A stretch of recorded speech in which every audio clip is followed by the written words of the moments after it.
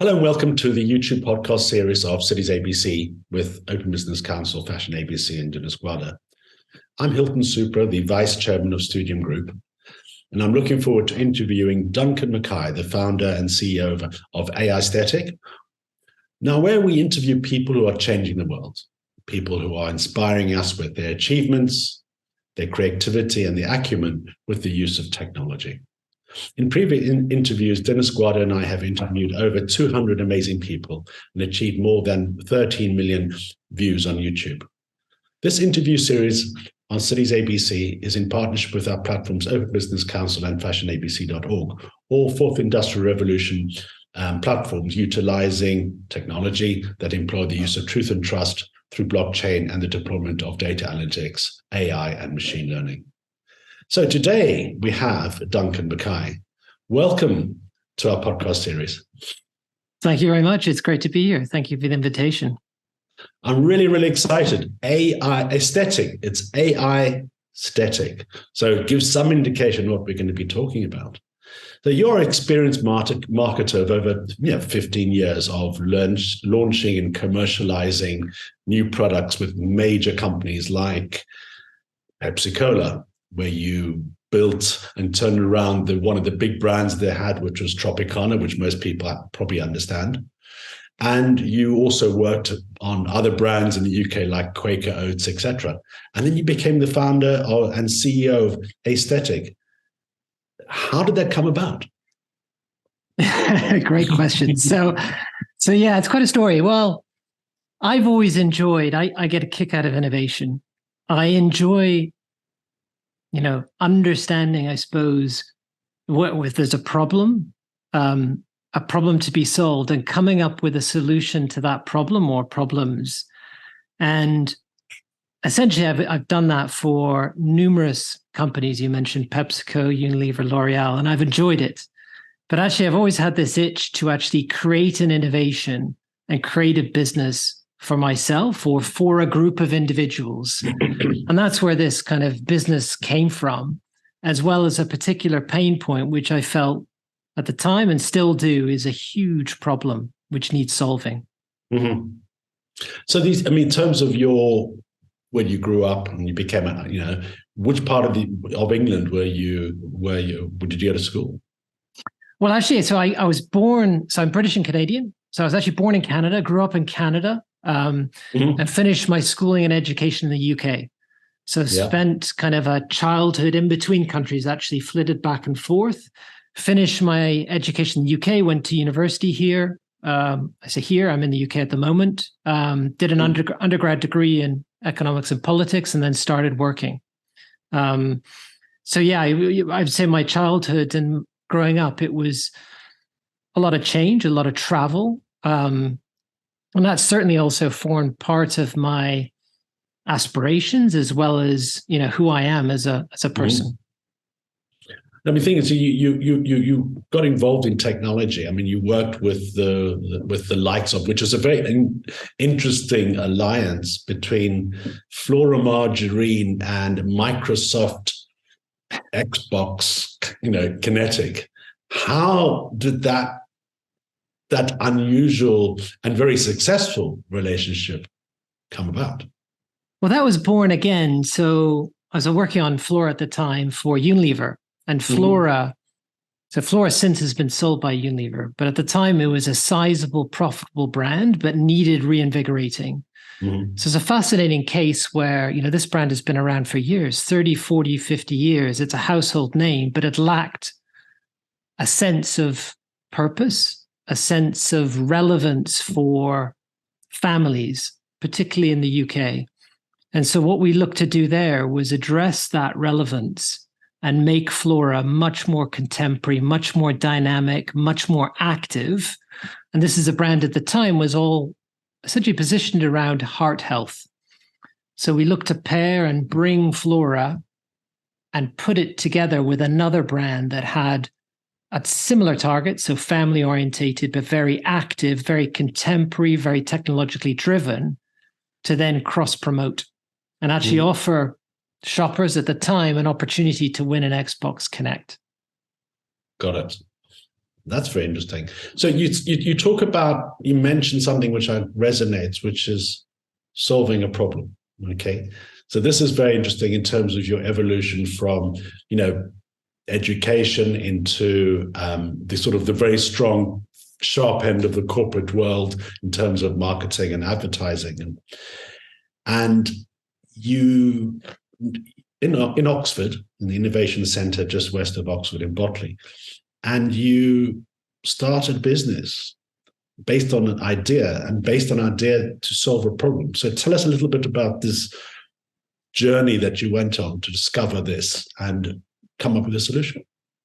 Yeah, for sure. So I was actually fortunate to live in Italy. And until that point, I couldn't find clothes that would fit me. So I was introduced to a tailor at the time, and this is a tailor in the middle of Rome where I was living, and I had a made-to-measure shirt done at the time, and it was just a revelation. It was like, wow, this is just crazy. So I can have something that actually is right for me. And so I, for one shirt, I quickly had 8 shirts, and it got me thinking, what if every person could be measured and offered that tailored experience, right? What if every person could actually be scanned and reconstructed so that you had clothing that you purchased was right for you and that you felt great in? And that's where the core idea came from. Now, at the same time, actually, I was part of a team that was working on an innovation. And this is a few years back. And the idea was a simple idea, which was you stood in front of a vending machine, and the vending machine looked at you, or you looked at the vending machine, and if you smiled at the vending machine, it actually recognized the smile and gave you a free ice cream. And that got me thinking, what if we could combine those two ideas, right? We could solve this problem through reconstruction, 3D body reconstruction and recognition of a person's shape, accurately understand them as a tailor would do, and then match them up with clothing that would actually fit them. Mm-hmm. It goes a little bit beyond from the physical shape, but also personality.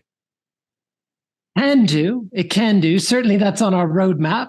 Am I pushing too far? You're pushing. No, I mean, for sure. I mean, where this is going is going, I mean, for sure, this is going in the sense of it's a complex kind of functional, but also emotive, incredibly emotive area. Now, our first remit is to solve that first problem really well, right? To actually assess an individual, understand their shape, measure them, understand their preferences as well, and then match them up with the right clothing.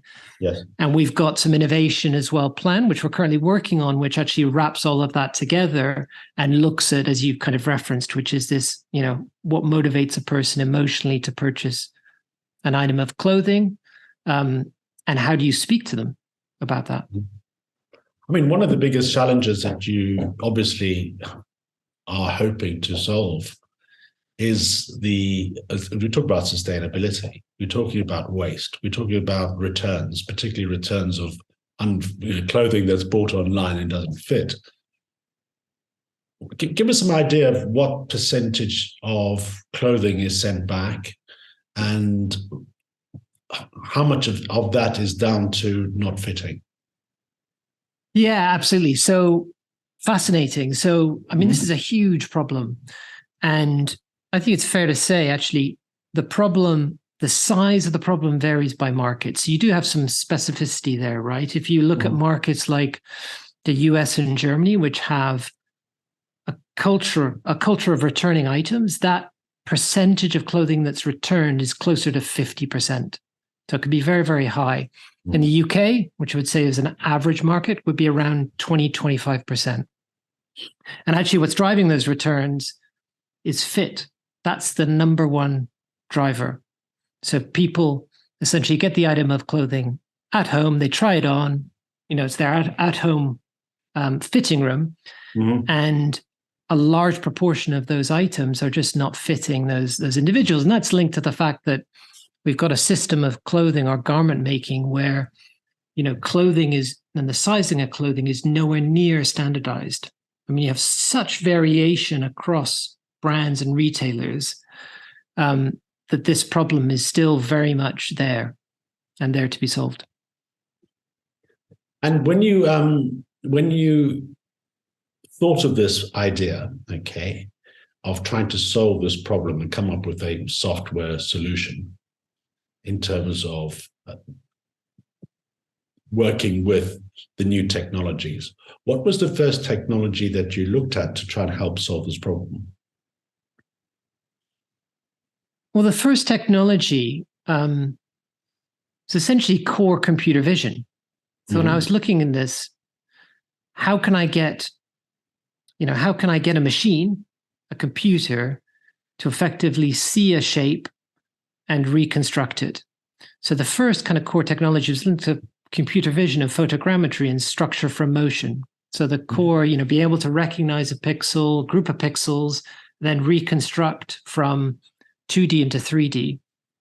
That was the very first technology. Now, what's very exciting about this space is how dynamic it is, how it has evolved and changed in the last 4, 5, 6 years. It's incredible. But that would be the first technology that we looked at. And that technology was with your co-founder, Professor Phil Tall. That's right. Yeah. So I had this idea, I had this problem, which personally I kind of felt and I still feel very passionately, this needs to be solved. We've got to do something about this. And I was looking for an expert in the field. And so I was researching in the area of computer vision and machine learning, who's really hot in this area, and at the time, and I still live near Oxford. And I came across a few people, one of whom was Phil. So I approached him, dropped him a mail and said, look, I think there's an opportunity here. Would you recommend anyone? What do you think? Would you be able to recommend someone? Mm-hmm. And he replied and sort of said, well, I'm interested. And I'm interested in the idea and the business in itself. So then we started talking. And from there, we founded the company together. This is very exciting to take some serious academic work from a leading expert in computer vision and turning that into a business. I mean, a lot of innovation comes out of universities. And in terms of that sort of development, can you help us a little bit in terms of this type of innovation that comes out of academic research? How does that segue into the commercial world? How's that managed in terms of and whatever? It's a really interesting one. So I'd come, as we talked about, I'd come from a purely commercial roles. I mean, I've, been an undergrad, postgrad in the sense of an MBA, but not an academic. And I sort of came in fresh with, look, I think there's this problem, this thing that we need to solve. So very quickly, Phil was excited about the idea, about the company, and he's got a legacy in the field. He's got a track record, and this is an area he's really interested in. So he's keen to kind of find a way to make it happen. The conversation then quickly became, okay, well, Phil's an academic at the University of Oxford. Therefore, how does that work? What does that mean with respect to setting up a company? So we actually then involved the university in the discussions and very openly started a discussion on, okay, we will want to form a company. This is how we're going to do it. This is the research and the underlying technology that we'll be using, and negotiated. And from there, got to suitable terms that were agreeable, that would enable the company, from a company perspective, we absolutely need to look after our shareholders, our stakeholders, and equally from a university perspective, they were happy to collaborate and they could see the benefits of setting up a company and being part of that as a shareholder. Mm-hmm. So that happened in quite not super quickly, and then subsequently we sought funding, and that's been And then the rest is, I'm sure we're going to talk about him shortly. Absolutely. So basically, that's all of this is done through the Innovation Centre of Oxford. That's right. Yeah. So actually where I am today, so Oxford University Innovation is a dedicated, team of individuals who are specialized in, developing companies, commercializing companies, spinouts, and managing technologies IP. So they've got a great track record in this area. They've got experience and expertise in how to build companies for the long term. So we work very closely, and we're fortunate to have involvement from Oxford University Innovation, but also Oxford University directly as a shareholder, and Oxford Sciences Enterprises as well. So we're very thankful for the support and the collaboration that we've developed and we continue to benefit from. Yeah. In terms of we talked a little bit about sustainability and solving some of the environmental issues to do with the supply chain, the B2B2C component of the supply chain, particularly when it gets to the sea and then the sea returns the product. The metrics that you've come up with is, with your technology, what percentage of that supply chain can you solve, do you think, in terms of? Well, yeah, I mean, I think we have to be candid. Like, we are looking at it, and you're right to point out there's this long supply chain from the material to making it, to distributing it, to then arriving in a shopper's home and in their hands. And we are looking at, from a sustainability point, of course, we want to make as big an impact as possible, but we do recognize that that's a relatively small proportion in the bigger supply chain. There are huge drivers here that have a larger impact, to be candid, and those are very, very important. And, things like material usage, the dyeing of fabrics, for example, the distribution, those are very, very important elements in the environmental impact of clothing.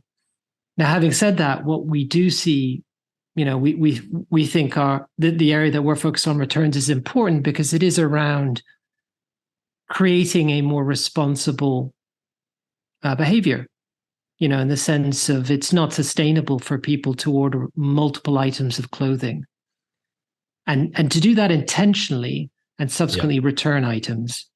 I mean, that we find, personally, I think that's nonsensical.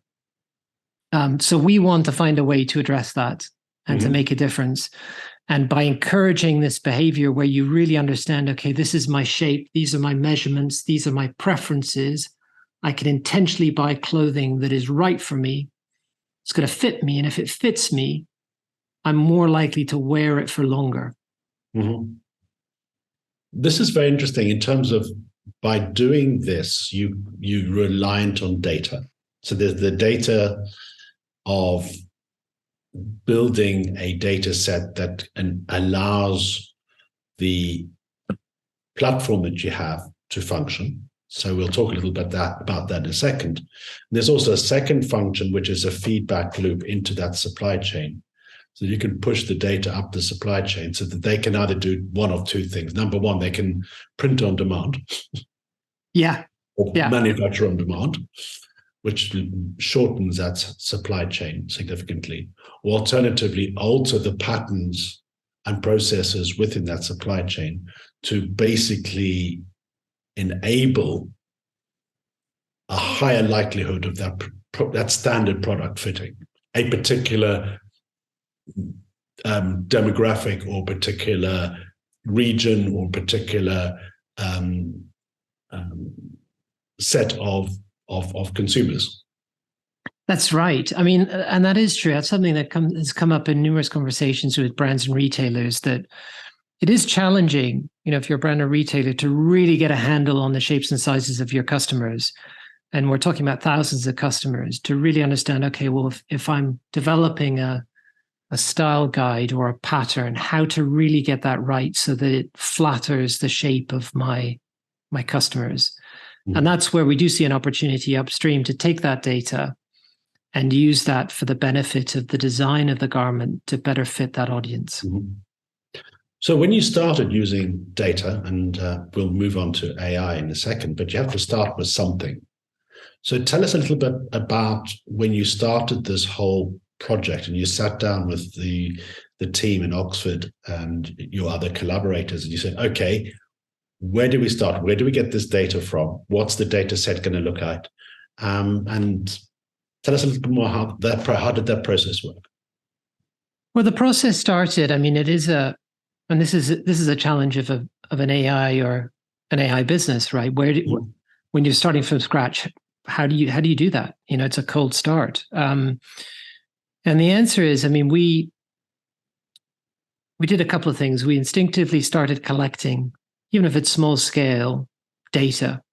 So measuring individuals, getting a sense of how our core technology, our pipeline, the solution actually processes the image, how it spits out results, be it measurement, 3D reconstructions of individuals, and then assessing, okay, well, how does that compare? So that was the sort of the first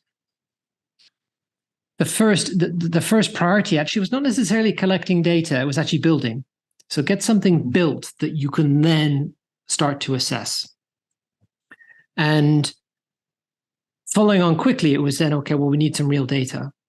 And there's kind of no shortage for that.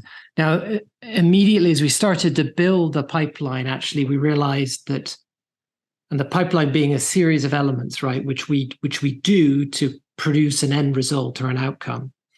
And one of the things we quickly realized was that there were different aspects of that solution and pipeline that required data in itself. And so that then quickly created a need to generate synthetic data. So for particular aspects of the solution to then train and learn, for example, how to recognize a body part, how to evaluate and determine where a joint is in an individual. So that became almost a necessary creation. So from that first pipeline. And then we started to scale up, and then we started to create a proprietary data set as well for ourselves, where we wanted to be able to evaluate the technology in as objective way possible. And that involved essentially getting a bunch of people that were representative of the UK population and having a very standardized scientific way of assessing those individuals and then using those individuals or the data from those individuals as ground truth to then measure our solution. So you're basically taking a population and you're ensuring that you're removing the biases in the initial data set, so that when you use the simulations, and then applying the AI to that afterwards, that you're not amplifying inherent small biases. That's right. And that's something which we've been very aware of from the outset, to be particularly with bias, and particularly when we are using different solutions, different techniques, to be clear that we're representative. So we're diverse, we're inclusive in terms of the data. And actually what's really important is almost the extremity of the data, if I can call it that, the extremes. Yeah. And actually covering those extremes from the very beginning has been helpful for us, because it's enabled us with confidence to say, okay, well, we know this can work across a broad cross-section of the population because we've looked at these edge cases or these extreme cases and we're able to work with them. Which can be problematic if you don't. Yeah. Did you come up with any surprises when you were doing this? I'm trying to think, actually. So not particularly. I mean, actually, one of the interesting things is, I mean, we as a population or as a our shapes and sizes are getting more distinct, I would say. I mean, that is something that you do see, having evaluated and looked at lots of different, I suppose, shapes and sizes of individuals. And that does pose that kind of lack of of a standard, I suppose, and the uniqueness of the shape of the human form. I suppose I have an incredible appreciation of our bodies, their shapes, the uniqueness of each person, which I didn't have before. You don't think about a body in that way until you start to really understand it and reconstruct it, look at the shape, look at the measurements, look at lots of different individuals and what that means for providing an accurate result or a model of them. So you've gone through the whole process of collecting this data set, defining an objective data set hopefully without the biases, and then applying the AI algorithm that you've developed to that, and then putting it into a e-commerce shopping experience from a smartphone. Now that's a challenge. So how did you go about doing that? It is a challenge. It is, because the purpose of this technology is not for it to kind of sit in a nice lab somewhere. It's to make it accessible so that, any person with a mobile, wherever they are anywhere in the world, they can use this. And that has been challenging. It's been really challenging in the sense of so our technology, our solution works on the basis of any smartphone now. So it works on the basis of capturing a 10-second video. We use that video and process that video and reconstruct you. But it needs to fundamentally, so to be able to do that actually requires a huge amount of engineering and thought to work across multiple browsers, to work across multiple devices, and to be able to extract the right information from that mobile phone, use it, and then reconstruct and then return that back to the user under conditions which are variable. So we are all, today we're all, working, living very differently, but also, I suppose, critically, we have different environments when we're capturing this imagery, be it lighting, being one really important consideration. So it was a huge challenge, and the way we did it actually was to focus on one operating system to begin with. So we actually said, look, we want to get our full system up and running on one operating system. So we actually chose iOS.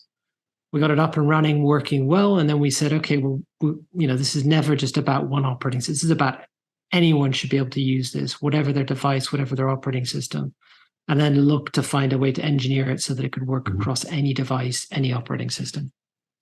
So when you capture the images with your mobile phone, does it require somebody to effectively scan you with your phone, step away and then video you standing static or moving? I mean, describe to us what that interaction looks like in order to capture the perfect shape. Yeah, absolutely. So what happens is if you're shopping on a brand or retailer site, you'll be looking at a shirt, a jean, a dress, or whatever it is you're looking at. You would click on a button, get my size. We then power that whole experience. If you are on your computer, so we're on our desktops, laptops today, you would continue to essentially provide us with a couple of bits of simple information to say, okay, well, your gender identity, what gender of clothing do you like to buy? We would then, from that information, then say, okay, and walk you through a series of steps. So if you're on desktop or laptop, we show you a QR code. That QR code opens your smartphone, which you'd have with you. You stand back in front of your smartphone. So you do this on your own. You don't need to have anyone with you. And you simply turn 360 degrees for 10 seconds. You then pick up your phone. That then gets processed. You go back and shop, or if you're browsing on a particular site, a few seconds later, a pop-up arrives on your screen and tells you, look, your size profile is ready. And these are your sizes. These are your measurements for this specific brand or retailer. So you can then purchase, okay, I'm looking at that shirt. That shirt actually is a 16-inch color, or that sweater is a medium, and that's right for me. So once you've scanned yourself, that stays in your profile. It does. On multiple brands. Exactly. Multiple times. So so the sizing is specific to the brand or retailer because it does vary. So you could go, you've scanned once, you then return to that same shop. We remember when you've returned on the same device. So you don't need to sign up or sign in. You then access your size profile and then complete the purchase again. And where does all that data sit? Does it sit in my phone, or does it sit in a server on the cloud? So it sits secured in a server. So we take our responsibilities very, very seriously. So we ask at the very beginning, we require your consent under GDPR, and we require your consent full stop. If you would like us to provide this service to you, you need to tell us we're okay to do it. Indeed. So it's a positive action rather than assumptive. Absolutely. Yeah, it has to be. Has to be, absolutely. And so where did you first start testing this? In what environments did you start testing this? Yeah, we've tested this. I mean, we've been fortunate. So we've had a couple of Innovate UK grants here in the UK, been part of a few accelerators. So we've actually been testing this solution, well, for this last solution for about six months now. So we've been approaching the end of the development, and we're now in the position to take this and offer this to customers so that they can gain the benefit, and shoppers and users as well gain the benefit of it. So in terms of when you're doing your testing, what was the size of the cohorts that you were testing in order to do this? So varies actually. So we would look at everything from, and we do a big believer in, qualitative research. So these are interviews where we get direct feedback from people we don't know, of course, and we don't, and that gives us a lot of objectivity. So we do everything from that to evaluating the data, using both real world data through to evaluating it synthetically. So we use a mix of kind of evaluation and metrics to get a sense of, okay, where are we and how are we doing? And that mix of qualitative and quantitative is helpful to give us both, how are we doing, but why fundamentally. And one of the things that it's been helpful is just certainly those interviews, and we're doing some, for example, today, actually, on various innovation. And that early prototyping as well as shaping it has enabled us to then think about, what do you show? How do you communicate what we're trying to do, or to help someone capture a 10-second video with audio, with interactive audio, or understand some of the constraints that they have at home.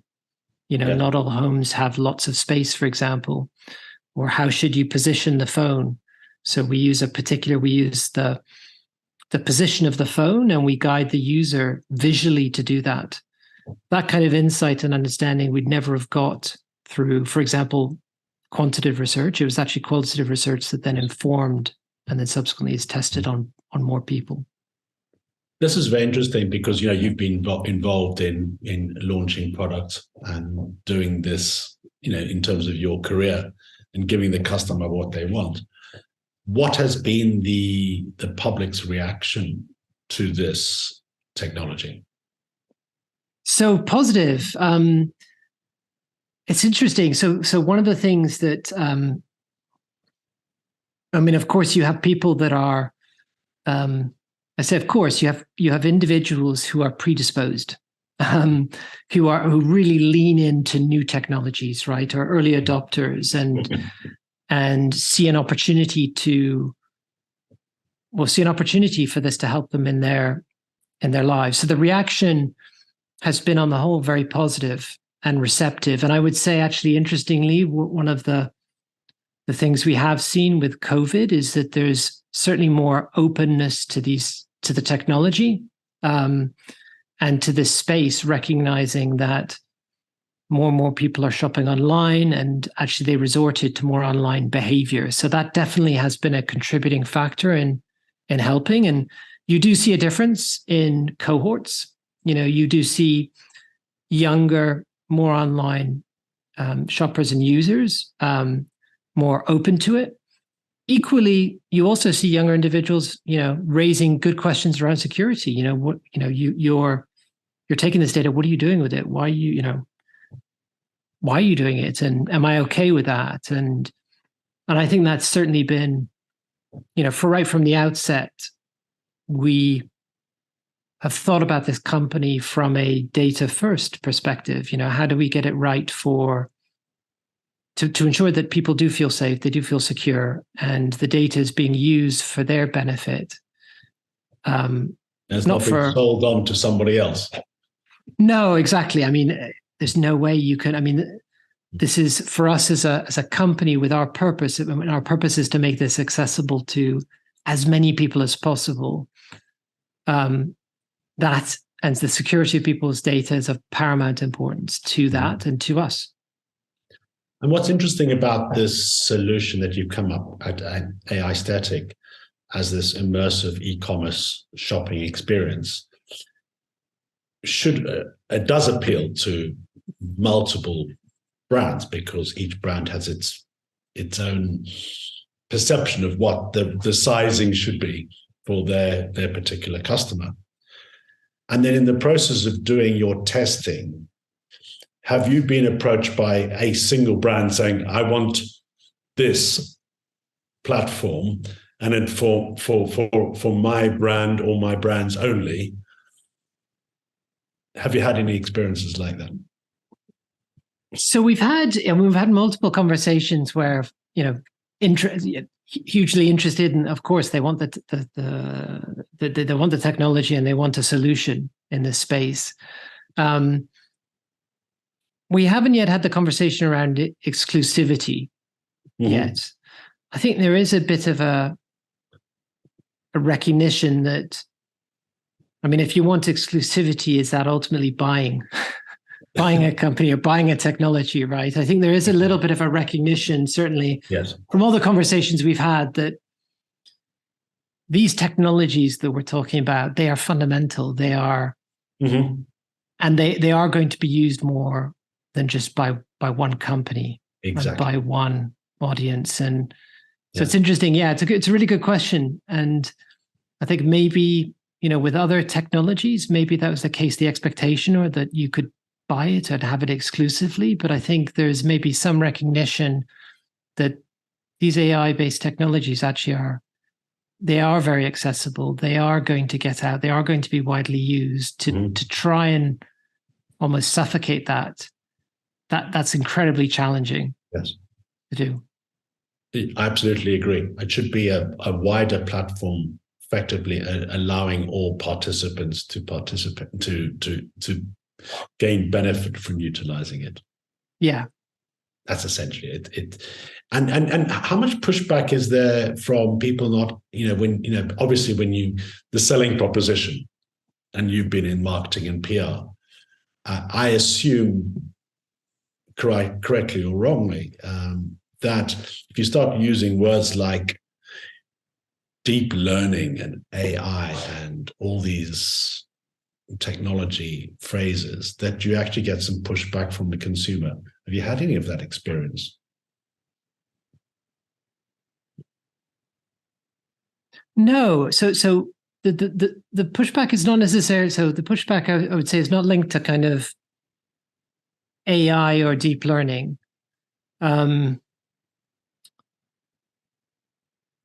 I would say there's a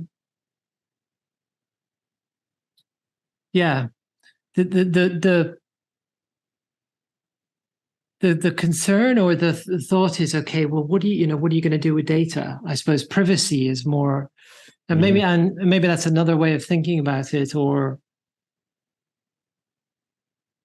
which I suppose is the flip side. So it's not deep learning per se that is a concern, or AI in this way, because I think there is a sense that these technologies can help. It's maybe what they need to do to deliver that through data and privacy that is the concern. And that's a bigger concern than just, to be candid, just what we're doing as a company. So I wouldn't say necessarily, and certainly we're, and our probably our demographic and our target user does skew younger for that reason. In terms of perhaps there is more reluctance in certain demographics. Yeah. Now, what's very interesting about the technology you have, it's very specific at the moment, focusing on people's shapes and their body parts, etc.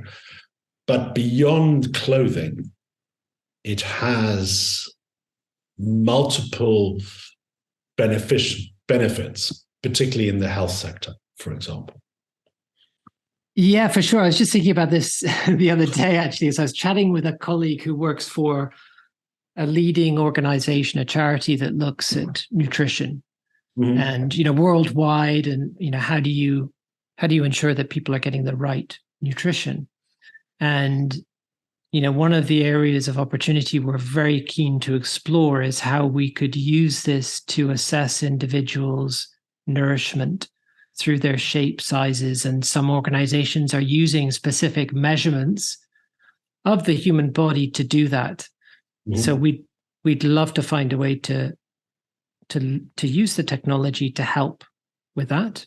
And then, so that's on one angle, nourishment. And then there are other diseases that are linked to specific shapes and measurements. For example, diabetes or stroke being two ones. And we've looked at and are assessing kind of opportunities in that space, because through measurement, reconstruction, the human form, you can start to assess the risk of some of these chronic diseases and potentially predict, and even go a step further, visualize and show individuals, okay, what will happen if you pursue a certain treatment, lifestyle, exactly, behavior.